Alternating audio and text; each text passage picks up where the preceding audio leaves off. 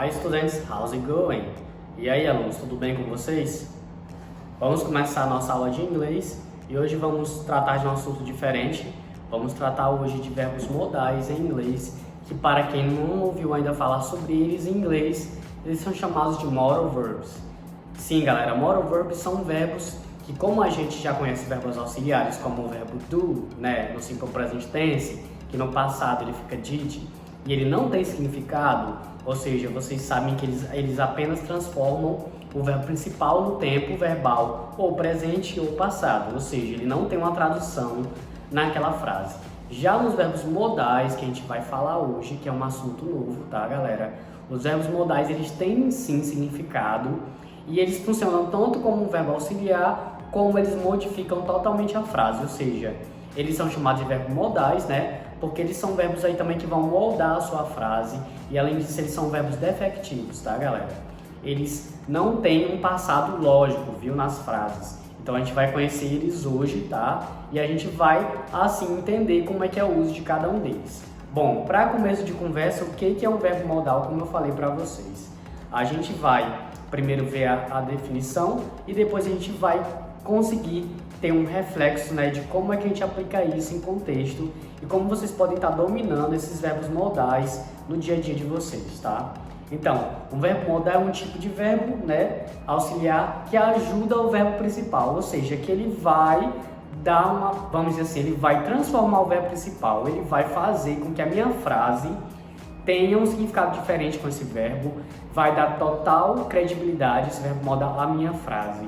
Então a gente sabe que esses verbos modais, eles têm uma tradução, sim, eles têm um significado e eles estão aí na frase não somente para auxiliar o verbo principal, como para modificar ela totalmente. Então, aparece aí na tela de vocês, como vocês podem ver, né, o título, Modal Verbs. E aí, como eu falei para vocês, a gente vai conhecer eles em contexto. Os verbos modais que eu vou trabalhar com vocês hoje não vão ser todos os verbos que existem modais, porque tem alguns verbos modais que no dia a dia não são trabalhados na oralidade e muito menos na escrita, ou seja, é muito raro a gente ver alguns verbos modais também, então a gente vai trabalhar só os principais. Bom, temos aí como exemplo de verbos modais principais usados no cotidiano de quem fala inglês e também de quem tem o inglês como segunda língua, o verbo can, que significa poder, could, poderia, may, poder também. Eu vou daqui a pouco definir cada um deles, cada um tem uma diferença. Might, que seria o passado de may, mas os dois podem ser usados intercambiavelmente sem nenhum problema. Would, que vai colocar o verbo num tempo verbal aí que eu vou falar daqui a pouco para vocês, mas que também vai ter uma tradução aí para alterar o verbo. Should, deveria, e must também significa deveria, precisaria, e cada um deles vai passar uma ideia diferente, viu galera? Cada um desses verbos aí, que vocês podem ver na tela, tem um significado diferente e eles vão mudar totalmente a minha ideia da minha frase. Aí temos um exemplo aí bem simples, né? Temos uma rosquinha, né? Um pão aí com chocolate em cima, coberto de chocolate. E, por exemplo, eu vou falar algumas frases para vocês com algum deles. Por exemplo, tem uma primeira frase aí só para ilustrar como página de abertura, que é assim: This can't be healthy. Isso não pode ser saudável. Temos aí o can't, o can usado na negativa é can't, né? Ou então cannot. E eu posso usar o can para dar uma ideia de possibilidade. E quando eu uso essa frase aí, eu dou uma possibilidade negativa, que eu tenho certeza que esse pãozinho aí não é saudável, que ele vai engordar, que ele vai ter muito açúcar e por aí vai. Aí tem o próximo. A próxima frase embaixo dele que é assim: I must see a doctor. Eu preciso ver um médico. Bom, nessa daí temos aí must. Must, galera, significa tem a necessidade de, ou seja, essa pessoa tem por obrigação, por necessidade de ver um médico. Talvez ela não está se sentindo bem, talvez ela precisa realmente fazer de imediato alguma operação. Então a gente usa must para uma necessidade imediata, uma obrigação.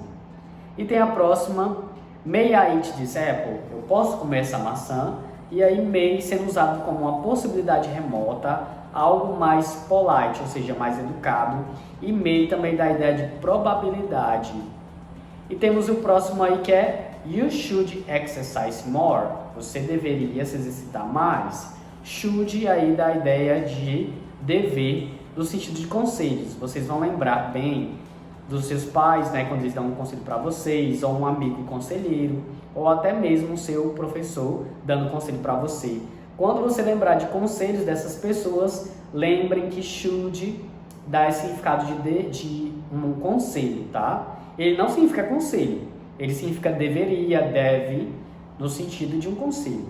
Bom, essa página de abertura é só para a gente ilustrar. Agora a gente vai começar a ver as frases, tá? E aí a gente vai ver quais as frases que cada uma apresenta o significado aí. Vamos lá, vamos começar. Características dos verbos modais, que são os modal verbs. Então, são verbos auxiliares, portanto a negação é feita com o verbo mais o not, tá? E também tem a forma também abreviada, que na verdade ela não é abreviada, ela é contraction, viu? Tem muita gente que pensa que o nome é abreviado, mas não é abreviação, é contraction. Então, é a forma interrogativa, é feita com o verbo antes do sujeito. Vamos aí para um exemplo, You shouldn't overeat. Você não deveria comer muito. Bom, aí a gente tem aí o should, né, para dar essa ideia de algo que você não deveria fazer. Alguém está dando um conselho para a pessoa. E a outra é, May I speak to you in private? Eu posso falar com você no privado? A pessoa aí pedindo uma permissão para falar com você no privado do WhatsApp ou de qualquer outra rede social, dando a ideia de possibilidade. A outra pessoa pode sim ou não aceitar.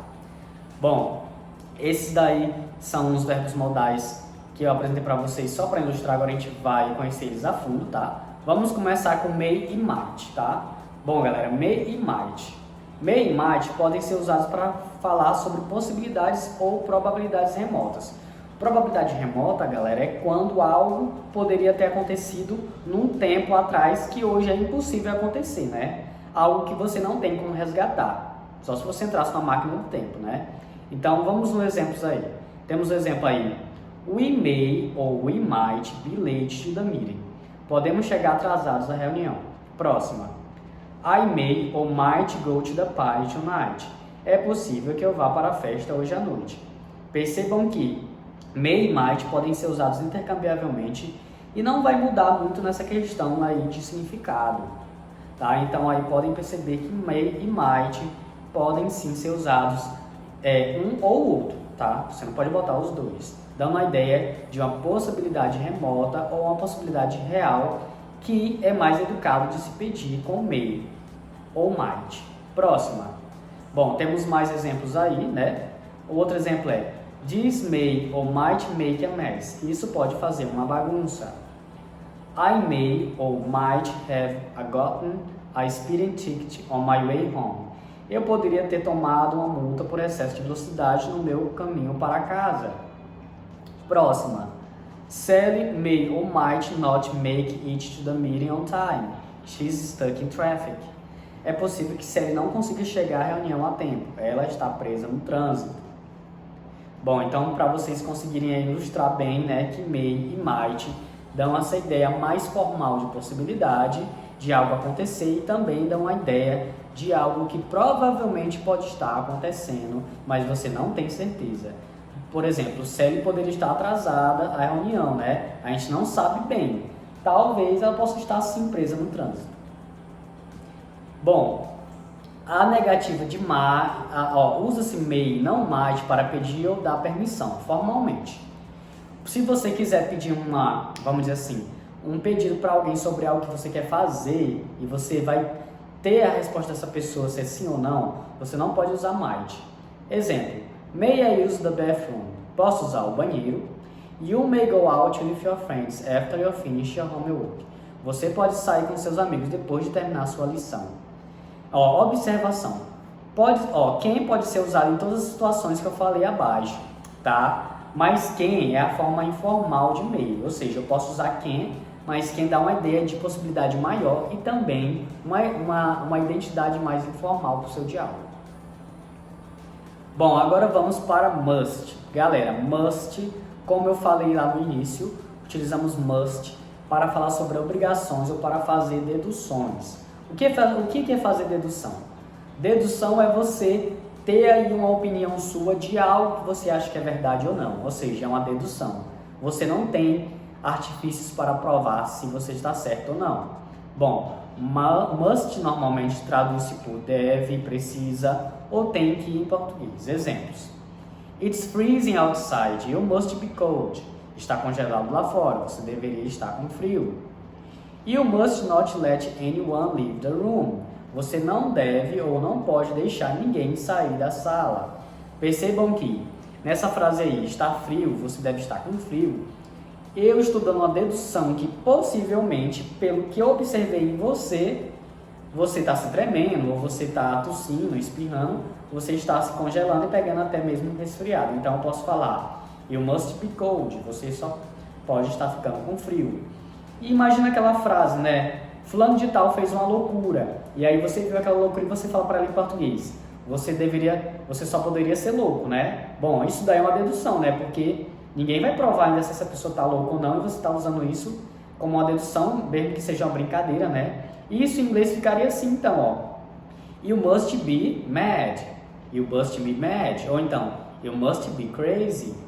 You must be crazy. Você só deveria ser doido, né? Você só poderia ser louco. Então a gente usa isso aí também para dar essa dedução. É uma frase que todo mundo usa no dia a dia, né? Isso daí foi um exemplo à parte. Aí temos outro exemplo aí. You must not let anyone leave the room. Você não deve sair, não pode deixar ninguém sair da sala. Aí é um dever. Você, por obrigação, não deve deixar ninguém sair. Então esse must aí dá uma ideia mesmo de algo que é mandatório, que é obrigatório. Vamos para a próxima. Temos a negativa que é musting, tá? Olha só um exemplo aí. Essa é a negativa, que pode ser must not ou musting. Musting é mais usado. This is confidential information. You must tell anyone about this. Essa informação é confidencial, você não deve dizer a ninguém sobre isso. Próxima. Dogs must be kept on leash. Dogs must be kept on leash. Cachorros devem se manter na coleira. Imagine só se você tem por obrigação guardar um segredo, então você vai receber must, você não deve abrir o bico, né? E também se você está no parque, e nesse parque não pode andar com o cachorro ao ar livre sem ter uma coleira. Possivelmente teria uma placa desse jeito. Dogs must be kept on leash, tá? Então, percebam bem que esses exemplos aí dão uma ideia de uma obrigação sua, por lei. É como se você tivesse que ver, vamos dizer assim, isso no letreiro obrigatório no governo que você deve cumprir. Must é assim. Bom, vamos agora para can could. Bom, galera, can e could. Os dois são a mesma coisa no sentido de poder e poderia. Ambos têm esse significado, mas os dois apresentam algumas características diferentes quando em contextos. Bom, vamos começar por can. Can, poder, há uma real possibilidade ou permissão. Bom, o que é uma real possibilidade ou permissão? Se lembrem que quando eu falei lá de might não dá uma ideia de uma possibilidade remota? Por exemplo, se eu falasse assim, poderia haver a Terceira Guerra Mundial. Claro que a gente nem imagina se vai ter Terceira Guerra Mundial ou não, entanto há tantos caos que estão acontecendo aí, né? Mas se eu falasse isso em inglês, eu poderia falar It might, I have a third worldwide war. Então, se eu falasse isso, seria uma ideia remota. Pode sim haver uma Terceira Guerra Mundial, mas é bastante improvável ter. Agora, se eu falar com quem, aí se eu falasse It can have a third worldwide war, eu usaria can e daria uma ideia mais forte que sim, poderia ter uma possibilidade maior de haver uma Terceira Guerra Mundial. Bom, eu sei que esse exemplo foi bem aleatório, mas can deu uma ideia maior do que might. Então, isso é uma possibilidade real, ou seja, é uma ideia mais, vamos dizer assim, é uma ideia com mais lógica de se acontecer. Vamos para os exemplos. O exemplo aí, I'm sorry, but I cannot or can't understand you. Can you please speak more slowly? Desculpe, mas eu não consigo te entender. Pode falar mais devagar, por favor? Então aí vocês podem ver que a pessoa que falou com ela falou rápido e ela não entendeu. E essa pessoa tem sim uma possibilidade de poder deixar o diálogo mais lento, né? Fazendo com que a outra pessoa entenda. Então quem dá essa ideia também de possibilidade, mas também dá a ideia de uma, vamos dizer assim, de uma habilidade. Falar devagar ou rápido é uma habilidade. Então, can também é usado para habilidades. Outro exemplo, you can do what you want. Você pode fazer o que quiser. Olha só, aí can dando a ideia, né, de uma possibilidade e também de uma habilidade. E você, então, né, vai ver que can é mais forte do que may, quando se dá a ideia de possibilidade. Bom, a negativa de can é cannot, ou então can't, e também cannot separado. Mas normalmente é muito difícil ver cannot separado, então você vai ver cannot junto. Vamos, por exemplo, aí. She cannot ou can't eat anything with milk. Ela não pode comer nada com leite. Bom, percebamos aí que se a frase fosse com may, por exemplo, may estaria errado, porque may seria uma permissão, então ela não está pedindo permissão. A pessoa que está falando isso, dessa pessoa, está afirmando que ela não tem nenhuma possibilidade de comer algo com leite, porque ela pode estar sofrendo alguma coisa no organismo. Ou ela é alérgica ao leite, ou ela não pode mesmo, né, comer nada com leite, porque quer emagrecer é alguma coisa do tipo. Então, se eu usasse may no lugar de can, a frase não teria muito sentido para essa pessoa, porque eu ainda estaria dando uma possibilidade dela tomar algo com leite. Já que eu usei can, eu já tirei todas as esperanças. Ela não pode comer nada com leite. Vamos para o próximo exemplo. I can help you with your presentation if you want. Eu posso lhe ajudar com a sua apresentação se você quiser. Próxima. Can you pass me the salt, please? Você pode me passar o sal, por favor? Bom, na segunda frase, I can help you, deu a ideia de possibilidade. Eu tenho uma habilidade de te ajudar com a sua apresentação. Ou seja, deu a ideia de possibilidade, mas também deu a ideia de habilidade. Na segunda, deu a ideia de permissão. Eu posso usar can como permissão também. Porém, esse can é mais enfático no sentido de dar uma possibilidade que essa pessoa realmente vai passar o sal para mim. Se eu usasse may, também estaria certo. Porém, may dá uma ideia de uma possibilidade menor e um grau maior de formalidade. Bom, o passado de can é could, mas, como eu falei, são verbos defectivos. O passado e o presente não são tão levados, vamos dizer assim, a sério. No sentido que, se eu usar can ou could, seja o can no presente ou could no passado, a minha frase ainda vai ter o significado real. Ou seja, verbo defectivo é aquele verbo que mesmo no passado ou no presente não tem grande diferença. A gente vai perceber isso agora. Por exemplo aqui, ó, o passado do can. Para falar sobre possibilidades, fazer sugestão de um jeito mais formal. Exemplos. I wish I could help you. Eu queria poder te ajudar. Bom, eu posso usar essa frase no passado, né? Eu não consegui te ajudar e posso. Mas também eu posso usar no presente e a pessoa ainda vai entender que eu quero ajudar ela, né, galera? Próxima. Maybe we could have lunch or grab some coffee. Talvez a gente poderia almoçar ou tomar um café juntos. Próxima. I couldn't have done any of this without you. Eu não poderia ter feito nada disso sem você. Could you pass me the butter, please? Você poderia me passar a manteiga, por favor? Então, percebam que could e can, os dois usados, seja no presente, seja no passado, ainda podem dar uma ideia de presente ou de passado. Nessa frase, por exemplo, eu não poderia ter feito nada disso sem você, ainda reflete em algo que ele ainda pode estar fazendo até hoje por essa pessoa, visto também que está no present perfect. E esse outro, talvez a gente poderia almoçar ou tomar café juntos, também dá a ideia de que não foi possível que eles tomassem um café e que eles ainda vão poder fazer isso, ou que nós poderíamos, mas nós não fizemos isso. Então percebam que os verbos defectivos modais, no passado ou no presente, não tem tanta diferença, tá, galera? Bom, essa foi a nossa aula de hoje, eu espero que vocês tenham gostado.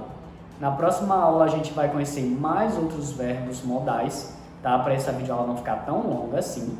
Na próxima aula a gente vai dar enfoque no verbo should, tá? No verbo would, que também pode ser substituído por use de to, porém use de to não é um verbo modal. E aí a gente vai conhecer mais e a gente vai comparar algumas frases para ver o que muda, o que fica igual, tá? Bom, essa foi uma review, né, uma visão geral sobre os verbos modais de hoje. Espero que vocês tenham gostado e tenham, vamos dizer assim, uma ideia do que se passa cada um deles. Não tem como fugir de um verbo modal. Uma hora ou outra, se você realmente quer falar inglês ou você quer escrever em inglês, você vai ter que usar o verbo modal uma vez na sua vida. Então não tem como fugir deles. Bom, galera, espero que vocês tenham gostado dessa aula de hoje, que vocês possam ter adquirido, vamos dizer assim, um conhecimento que dê diferenciar esses verbos modais um dos outros. E lembrando que muitos têm significados iguais, porém eles dão graus diferentes de ideias, tá? So students, see you next class. I hope that you have appreciated this class today and good studies for everyone.